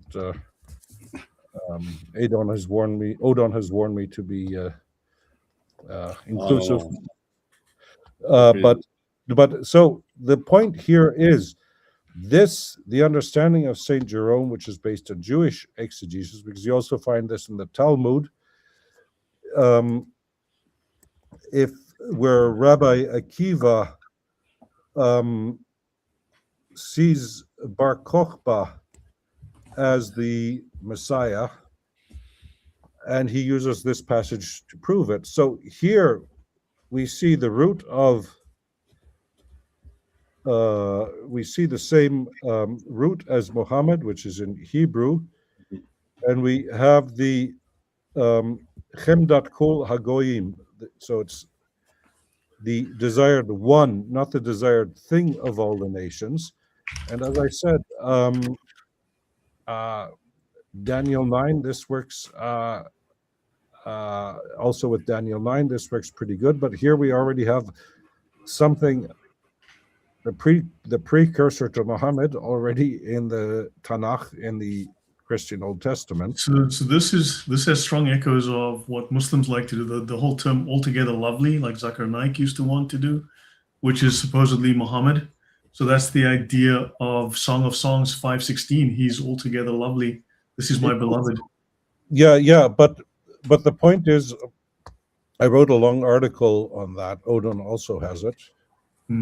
It's not an article. It's a whole novel. It's a whole novel. I wrote a biography of Muhammad before Muhammad. Yeah, it's a whole novel. Yeah. You can get it from Odon. He'll pass it on. So the problem is with what one has to do, and this is where Muslims go wrong, is that one has to look at things in context. So philology is the art of context and understanding things in their proper context. And what one has to ask oneself is, so first of all, why is the Songs of Songs in the Hebrew Bible? You know, modern exegetes say, yeah, you know, people like to have fun and a little bit of romance, you know, it lightens heavy prophecy about sin and the end of the world, so you can have a bit of fun on the side. But romantic love poems somehow included in the Tanakh. But you see, there is, of course, this idea that the rabbis supposedly had a council of Yavne sometime in the 2nd century, where they decided on the canon of the Jewish Bible, the Hebrew Bible, our Old Testament, which is total nonsense. It's I think that theory has fallen into disrepute anyway. Yeah, but what they discussed there was the status of the Song of Songs. And as Gershom Sholem has pointed out long ago, the idea was, after the Christians decided that Jesus was the Messiah prophesied by the Old Testament, and let's say proto-rabbinic Judaism tended to be lesser and lesser messianic, they didn't really need it. But if you look at the exegesis of the Song of Songs, for example, if you look at get Song of Songs 8 on Sepharia, if you would. Song of Songs 8. Yeah, 1 second. I have to look it up here in my book. I mean, we've done an analysis of the Masoretic, and it's clear that they removed or altered various verses to remove mentions of the divinity of Christ. I'm not going to go down that path right now. That's a bit out of our scope here for today. But yeah, sure. It's a complicated subject. But if you let me just find it. Song of Songs. Give me a second. So you go to Song of Songs, and 1 second. 5. Which pardon? Pardon? 5. 5 or 5-6, something like this. Okay, let's bring it up. 1 second here. 5 or 5-6. Here we are. 1 second. Let me just. Darn it. I'm trying to get my computer to cooperate here. I think I have it.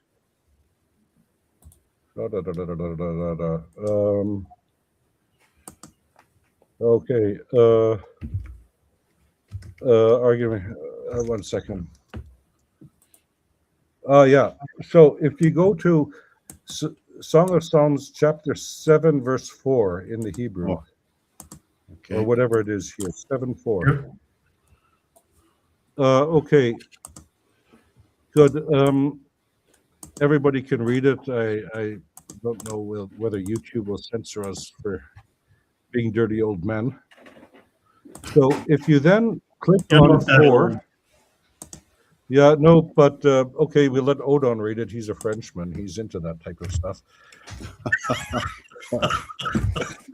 He's got a reputation to lose. No, but click on 4, if you would, sir. 4. No, 4. Your breasts are like 2 fawns, twins of a gazelle. Yeah, no, on the number 4. Okay, there. Good, you're good. And then go on the right, down below Targum. So 1 second. What we have here is Shnei Shadei Kishnei Ofarim Toomi Sevilla, I think, yeah, like twins of a gazelle. So click on All Targum or Aramaic Targum Song of Songs. Your 2 redeemers are destined to redeem you. Messiah, the son of David, Messiah, the son of Ephraim, are like Moses and Aaron, sons of Jochebed, who resembles 2 fawns, twins of a roe. So to oversimplify things, Song of Songs was included in the Jewish canon because it was messianic, and when Judaism stopped being messianic, they didn't need it anymore. And because the Christians had their Messiah, and if you look at Christian exegesis, so one of the earliest commentaries we have of the Hebrew Bible in the Christian tradition is Origen's tradition, Origen's commentary of the Song of Songs, or what's left of it. And there he's clearly using Jewish exegesis, but this is this whole idea of Christ as the groom and the church as the bride of Christ. And this is the tradition we see here. So if you click open below, I'm trying to read it. Terrain Farikecha. Should I zoom? Pardon? Zoom in? But anyway, you see at the end, Mashiach bar David u Mashiach bar Ephraim. They're talking about the 2 messiahs there. And what's interesting is you've got the Farikaich, which is, of course, we know this from the Surat al-Furqan. So Faraka in Aramaic means to save. So if you go to, well, I'll get there in a second, but what I'm saying here is here we have the Messiah in the Jewish tradition as well. And but so the point is, if you look at Christian exegesis of the Song of the Songs, especially Song of Songs chapter 5, it's very messianic. It's very messianic. The exegesis is very messianic. And this is what Islam, or what these Muslim apologists fail to do. They fail to read the Targums. And there is a Jewish mystical work, what's it called? The Shiur Akuma or something like that. The Shur Kama, yes. The Shur Kama. Yes, which is a messianic exegesis of Song of Songs 5. So if you were a Muslim apologist, you would first of all have to explain why Muhammad is just a prophet and not a Messiah, if this is going to work. So if Song of Songs 5:16 is a reference to Muhammad, okay, you have to then explain why it's a plural in Song of Songs 5:16. So if you just go to Song of Songs 5:16. Let me go Song of Songs. Give me one moment. And in Hebrew grammar, it's called the plural of intensification or something. Yeah, Mal has covered that in the past. It's a plural, yeah. Here we go. Yeah, so 5:16. Yeah. Hiko mamtakim ukulo mahmadim ze dodi veze re'i benot Yerushalayim. So what she's basically saying, hey, this dude is totally cute, but he's all mine. So girls scoot. The point here is it's the plural of intensifications, but if you're going to be an Islamic apologist, you would then have to explain if this is a reference to Muhammad. Well, it's a reference to Muhammad's actually then, and that would be, I suppose, an insurmountable difficulty. Yeah, because of the plural. The plural, yeah, it's Mahmadim. And then you would also have to explain how you get from Mahmad to Muhammad. Yeah. But it's clear that Mahmad was the original form of Muhammad, and it was Arabicized, because this is what we find in early in Coptic and the earliest Coptic references and Greek reference.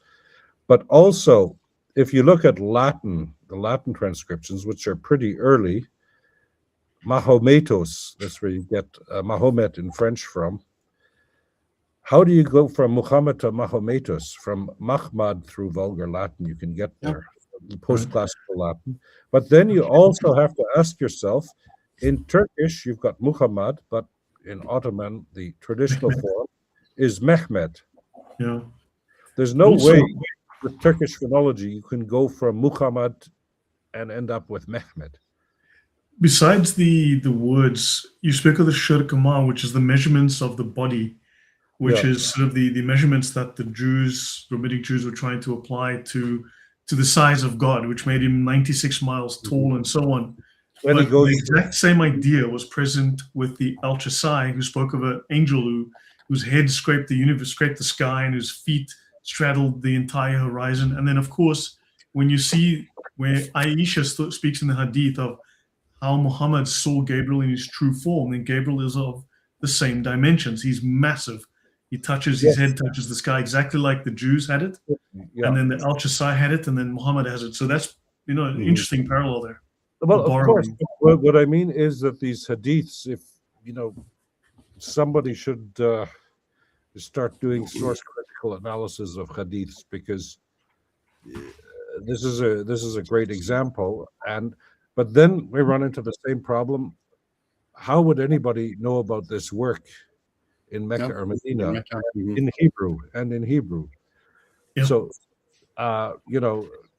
like how many, what did they do? Did the Jews, so the Jews of the Hijaz, they only exist in the Islamic tradition, of course. So I'm not convinced they're historical.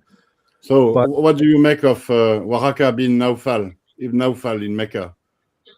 A Jew who converted to Nazarenism, who knew about the Hebrew scriptures, and Aramaic scriptures, and translated them. But the story is of course later, and it's of course the famous topos, because this is you get somebody from another religion to confirm that your guy is the real guy.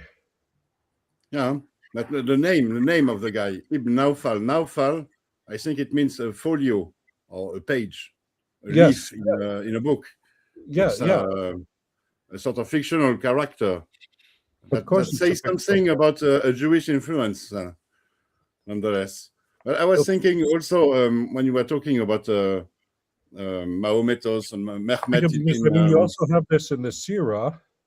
When Muhammad is born, the Jews of Medina see a star, and they know Muhammad is born in Mecca. Like, give me a break. Like the Magis. I was just thinking about the fact that John of Damascus, he talks about Muhammad, but he wrote in Greek Mamet, not Ma'amed or Mohammed, but only Mamet. He could have written Ma'amed. If you look at the name of Muawiyah, for example, the Gadara inscription that you know very well. Yeah, but the question, Ma'awiyah. But Ma'awiyah, yes.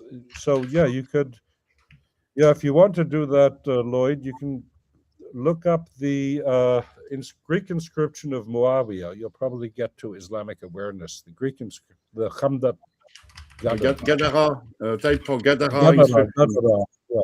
Gadara inscription Muawiyah. That's interesting. Because this also undermines a basic tenet of the Islamic tradition, I think, as Odon might know. Gadara inscription Muawiyah. So here it is. And Yeah, this Voila. one. Yeah, very good. So that's good. That works fine. Just call it up. Give it to as big as it gets. Especially the first I line. can find a better copy. Okay, so first of all, what does the inscription start with? A cross. The A cross. Christian So cross. that's a Christian cross. And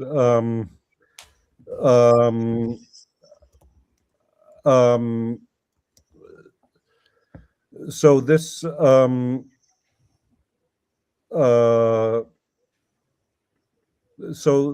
should tell us something about the last time I looked, but who am I to say anything? But the cross isn't really a Islamic symbol, but I might be wrong. You can correct me. Good. So where are we? So we have the inscription here, and then we have Epi Abdullah. So Abdullah, the servant of God, which is of course a reference to Isaiah, the Eved Yahweh, the Eved Adonai. And it's a Christian name, of course, in pre-Islamic Arabic. And then what Odon was referring to, this is Mavia. So they don't write the Ain, and he's not called Muawiyah as in Arabic, but this is also what we find in the Jewish tradition. He's also called Mavia. And then we find he's called the Amira al-Mu'minin, so the commander of the faithful. But of course, the question is, the commander of which faithful? So, al-Mu'minin, and then we have Apeluthe Kai Aneothe. So basically, it was preserved and renewed. O Klibanos ton Etauthia. So the sauna of the residents here, Dia by Abdullah Huiyu Abu Asemu, by Abdullah, the son of Abu Hasim, the Sumbulu, the counselor, and Mene de Cambrio in the month of December. Gente emera deutera indictiones. So it's on the December the 5th, on the second day of the 6th year of the indiction. The indiction years were the Byzantine taxation system. So every 7 years they reassessed the value of properties. And it was, so he's clearly, Muawiyah is within the Byzantine Empire still to some extent. He's using the indiction years. And then we find Etus tes colonias, and then 726. So in the year of the colony, 726, so that's the annus provinciae of the Romans. So when the region became first this province. And then he says, Kata Arabas Etus 42, Ais Iasem ton Nosunton Spude Iano, and then M, which probably stands for Metropolitu Gadarenu. So the final, so he has the indiction years, which are Byzantine, the years of the colony, which is the Annus Anni Provinciae, which is Roman. Then the final dating, or the final thing he mentions, for the healing of the sick, which is why they have a sauna, thanks to the efforts of John, the Metropolitan, so the Bishop of Gadara. It sounds all very Islamic, but the thing here that interests us the most is at the third line from the bottom to the right. Yeah. There we've got Kata Arabas. So the inscription comes from 644. He dates it. This is, of course, the Hijri dating. But he calls it according to the Arabs. Why? Because what does the Hijra have to do with the Arabs? It was always the flight of Muhammad from... Go ahead. No, the prefix mu also means something. It's one who does the thing that follows in the rest of the word. So Muslim. So Mu'awiya, what does he do? Does Awiya or Avia mean something? That he does that thing? No. Well, what the etymology is, so the root from Ain Wav Ya, it usually means in Semitic to bewail something. And according to some people, they've proposed that, well, there was a group of monks that, what do you call that in English? Féledeuil, Odon. Still it? No, they mourned the crucified Christ, so they cried. Féledeuil. But Criers. he could have been. So the question is, it's a serious question. With, if you look at the names of the Umayyad caliphs, are these names or are they titles? Because you could also see it as that his profession. He was somebody who was in mourning of crucified Christ. But anyway, the point is, Muawiyah would be a passive participle in Arabic. It can't be that with Ma'awiyah. Okay. So whatever his name is, if it's a name or a title, we'll leave that in the middle. The big question is, why does he say in year 42 according to the Arabs? No. Oh, hold on. Because even if you don't know the commander of the faithful, the hot baths, okay, that's basically, this is more eloquently translated. Abu Asemos, Abu Hashim, the counselor, the symbolon, on the 5th month of December, the second day, 6th year of the indiction, in the year 726 of the colony, according to the Arabs, the 42nd year, for healing the sick under the care of Johannes. But the metropolitan, it could also be the bishop of, so he says there, the M stands for magistriano, the magister.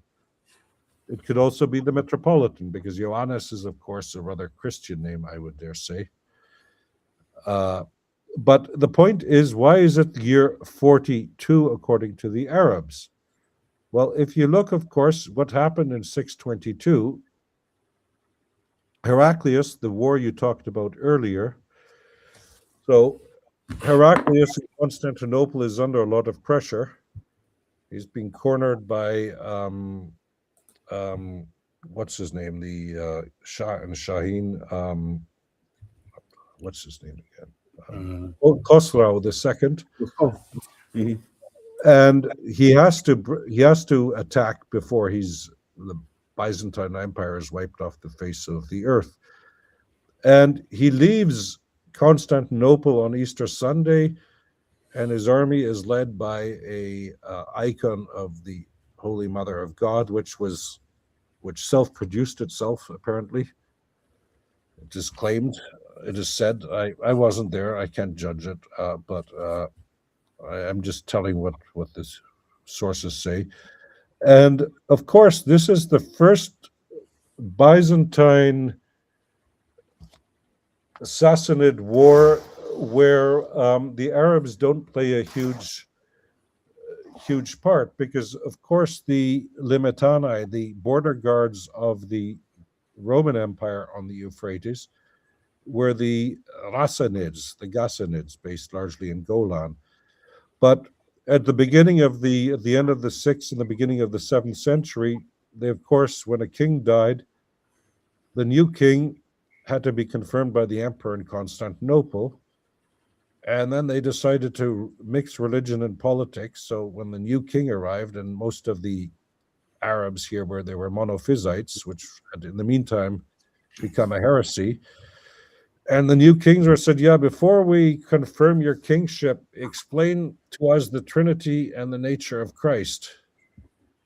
And they didn't get to the second round, and they were usually exiled to Sicily or Cyprus or somewhere. And this happened a couple of times, and then the Rassanids stopped being the border guards. And the same thing happened on the other side of the Euphrates at Al-Hira with the Lachamids, which means in Arabic, it's not the Abu Lacham, the sons of a guy called Lacham. So Lachama in Arabic means to fight, Malchama, and what have you. This is just the militia. But there, the Persians decide, yeah, you guys don't need a king, your own king. I'll send you a Persian governor instead. And they didn't like the idea, so they also decided it wasn't fun anymore. So this was the first war without the involvement of the Arabs. And what did they do? Yeah, good. The big boys are out killing each other. So they used this war to gain independence. So for Muawiyah, 622 is the date when he declares independence, or when he thought the Arabs declared independence. So you have this analogy, I think with the with some former colonies, I think Vietnam with the French, and France is occupied, so let's become independent. And then, so at what date did Vietnam become independent? The same thing with Indonesia and the Dutch. They say 1945, the Dutch say 1948, and the French say whatever the Conference of Geneva or wherever it was.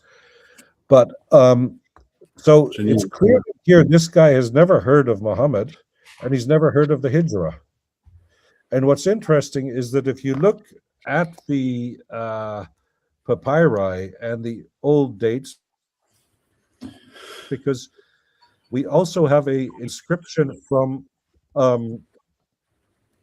Muawiyah from Taif, which is near Mecca, in Arabic, and it's also dated to year 42, but he doesn't say what's being counted. And if you look at the Arabic papyri, they all they say Dhul Qadda, so the year of the judge, Dhul Hijjah, Dhul Hijrah al-Arab. They have all kinds of designations later, but nothing clearly Hijrah. And of course, if you look at the Aramaic texts, they say something similar. They start using the Hijrah dating in the later in the 7th century, and this becomes interesting. They say in the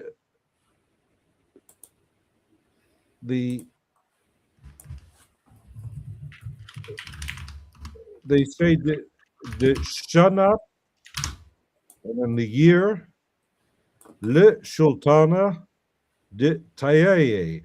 So in the year of the Arabs, which is the equivalent, Tayaye is an Aramaic word to describe the Arabs, but we also have some Syriac texts like John ben Penkaye on a colophon of a New Testament where he says, in the year 939 of the Greeks, which is year 36, Le Sultana de Mahagraye, the year of the, what you find in Greek, the Mahagire, what they mean is the Hagarites, which, who are the Hagarites? They're the Arabs. Not the Mujahirun. We've already crossed the 2-hour mark, so perhaps we should wrap it up here, because I think we could probably go for the next 6 hours at this point, because there were a whole bunch of things that were said that I wanted to go my down apologies. that rabbit hole and then go down the other. And I'm sure for all of you, it's the same. My apologies. No. There were lots of things you said. We were all just listening, and there were things you said that were like, this ties in with some other topic, that could be explored and so on. So it's interesting to get your feedback on that, or to throw ideas out. If you want to do another half hour, we can just do quickly the Nadir if you want. But or if you prefer to stop for now, we can stop for now. How about we do next Wednesday? Pick it up where we left off and continue. Because this was interesting for an opening session. Yeah, I hope I didn't bore you too much, but well, we are inviting you back, and I take it as a compliment. But with Odon, I'm not sure. Come on. Odon has joined us. You know what? I was very nervous, like reaching out to Odon, and I always thought he was gonna shout at me a little bit, and it turns out, he's like a big teddy bear, and actually we've done a whole bunch of shows together, so it's all good. Okay, but so yeah, Odon. Next Wednesday is Saint Jean Baptiste. It's Saint John of the Baptist Day, which means it's the Fête Nationale du Québec. But we'll do it. I'll go for a drink afterwards. Okay. Yeah, so next Wednesday at 7. Yep. And if you have any rabbit holes, if you have any rabbit holes, or the viewers have any questions or whatever, pass them on, and I'll do my best to. Yeah. For the audience, please leave the questions in the comments later. I'm sure all of us have questions, and we were listening, and I think we were just really fascinated. And I mean, we'd love to explore. If nothing else, it should have become clear today that the Quran. So of course, it makes perfect sense to move later Islam, Muhammad, and the Quran to Mecca, because it's a blank canvas. You can say anything you want.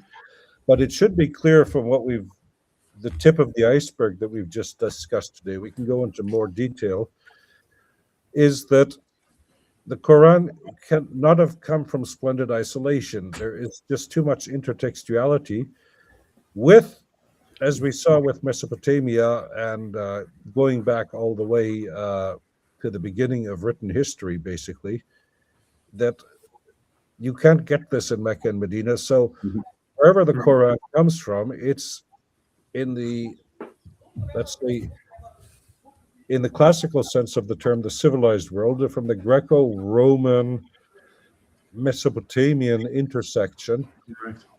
And because otherwise, none of this would have made sense. If you write a book, somebody has to understand it. Yeah. Right. Something we've done here is present ideas, write presentations, present research, and we all discuss them, and I think we all have something to contribute, and we all are converging. The standard narrative is clearly on its last legs, despite its adherents, even on the Christian apologetic side. But I don't think it can hold for much longer, because there's just so much evidence that conspires against the standard narrative. There's just too much historical evidence now, and it's just a matter of assembling it, putting it on the table. So you have a problem. Like if you look at the Sirat in Arabic, not the translation, because the translations are always highly selective. But if you take out the intertextuality with the Bible, you're left with about, a third of the text. So with both testaments. And so, for example, you have this famous where Muhammad conquers Mecca at the Battle of the Trench. But if you go back to Justinian the Great and his famous general Belisarius, he fights the Battle of Dara, where he defeats the Persians by making a trench. And this we find in Procopius, the Wars of Justinian. So Procopius is the famous hagiographer of Justinian the Great. He writes a rather interesting account also of the private life of Justinian and Theodora and what they got up to in the palace, but they've stolen ideas and incorporated those into their stories. We should. The Battle of Dara is clearly the Vorlage of the Battle of the Trench, and there's no. If you look at the description of Procopius, well, this is the detailed version, and what you find in the Islamic account of the Battle of the Trench is the Reader's Digest version, let us say. Right. Okay. But you also have the other problem, well, just to finish quickly, so with the biblical figures, what we talked about at the beginning, what is interesting is that, with the exception of Jonah, but Jonah is an exception because Yunus is clearly borrowed from Greek. It's not from Hebrew or Aramaic, it's clearly from Greek. And of course, in Hebrew, Jonah is transparent, it's the dove. But the point being that all of the biblical figures mentioned in the Quran that are prophets, or prophets and Rasul, messengers, are not prophets in the biblical tradition. And the biblical prophets are never mentioned. And then we come to the second point. What is a prophet doing in the 7th century? That's an anachronism. And the third problem... Well, he says also prophecy comes from the Jews, and he claims he's not a Jew, so how is he a prophet? Yeah, but even in Judaism, there are no prophets at this time, because Malachi is the last of the prophets. And what you find in the rabbinic Jewish tradition is that prophecy has ceased, and if God somehow needs to talk directly to the rabbis, he sends the Bat Kol, the daughter of the voice. It's sort of something similar to the Holy Spirit. Let's not press the analogy. It's basically a similar idea, put it that way. So you don't have prophets then, but then the third problem that you would have to answer, so if you try to write a biography of Ezekiel or Isaiah or Jeremiah, let's just keep with the big prophets, how big would your book be? Thin. Yeah, there's not a lot of detail. Yeah, why? Because you read Jeremiah 1:5, because prophets are chosen by God, of course. They're chosen by God they don't need a biography because they're messengers. So you've got two contradicting ideas here with Muhammad. So if he's a prophet, why does he need a biography? First of all, what's a prophet doing in the 7th century? And second of all, why does he need a biography? Because the revelation should be the confirmation that he's a prophet. Yeah, well, if you read the seerah of the multiples that exist, he effectively becomes Jesus. Oh, he does. They give him an entire backstory, but the things will be a whole night discussing all of this. So maybe we should. But you see this especially in the Shiite tradition, and where Fatima is then. No, that's even in a an old Sunni source. I can't remember where Fatima is called the mother of her father, which is of course a reference to the Theotokos. Yeah. No, it becomes blatant. I've got examples I can show. It's blatant. He becomes Jesus. I mean, they put him in John 1:1. In the beginning was Muhammad, and the earth was made by Muhammad, for Muhammad, with Muhammad, and the universe is from the fabric of Muhammad. And it's like, what the heck am I reading? Well, you have to. I know a student, and she wrote her doctoral thesis on these posters that you have in used to have in Afghanistan and still have in Pakistan. She wrote a 3-volume thesis, and these are very interesting.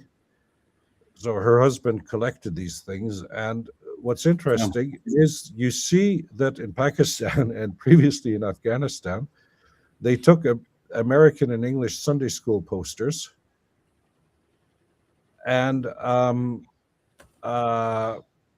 basically adapted the imagery to Muhammad.